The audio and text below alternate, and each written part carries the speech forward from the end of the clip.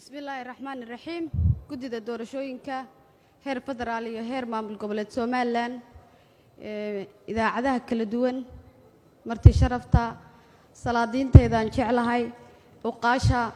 مرتي شرفتا كليك سو قيب قش مدشن هذا الجيدين تا وحن إذنكو سلام يا سلامة إسلامك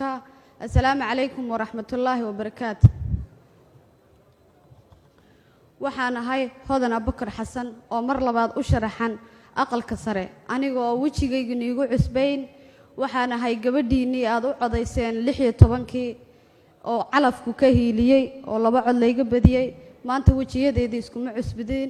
waxaan halkan ka soo jeedinayaa khudbadayda waxaan ku dhashay magaalada muqdisho waxaan wax ku soo bartay ku soo barbaaray magaalada boorama waxaan u tartamayaa kursiga lambarkiisu yahay 57 ee gobolka Awdal gaar ahaan magaalada Boorama waxaan in badan ka soo shaqeeyay gobolka Awdal magaalada Boorama anigoo yar waxaan bilaabay inaan noqdo wariyihii ugu horeeyay ee gabadha ee ka shaqeysa gobolka Awdal magaalada Boorama waxaan ka shaqeyn jiray TV-ga qaranka Soomaaliland iyo raadiyaha Hargeysa waxaan u ahaa reporter oo warka u soo dira magaalada Boorama warka ka soo dira waxa aan joogay inta ugu badnayd magaalada Boorama oo waxbarashadeedii ay noqotay inaan xagaas ku soo barbaaro waxaan ku darayaa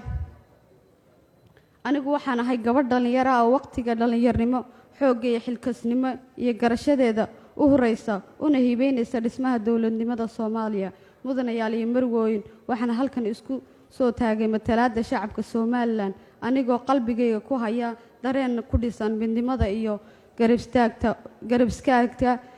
ummadda Soomaaliyeed isla markaana xilkan u arka dariiqa dhabada xaadhaya helitaanka dawladnimada Soomaaliyeed oo midaysan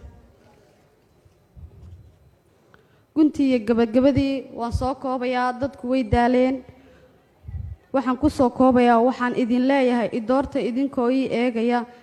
idinkoo eegaya garaadkayga iyo garashadayda balse gabadhnimadayda iyo gugaygaan eegayn idoorta idinkoo eegaya aragtidayda iyo midnimo doonka iyo isbedel doonka aniga oo raba inaan wax bedel ku sameeyo 4 sano ee na soo dhaafay waxyaabihii la qaban waayayna ummadayda Soomaaliyeed gaar ahaan goboladan ka soo jeedo inaan wax allaale waxay u baahdaan aan kala shaqeeyo waxaan ku rajo weynahay oo carabkayga ku adkaynaya u qaashayda salaadiinteeda adeeraday ilma adeeraday oo ii codeeyay berigii hore in maanta aad codka iigu hiilisaan labadii cod ee berigii hore layga badiyay waxaan kalsooni ku qabaa insha Allah inaan ku soo bixi doono kursiga insha Allah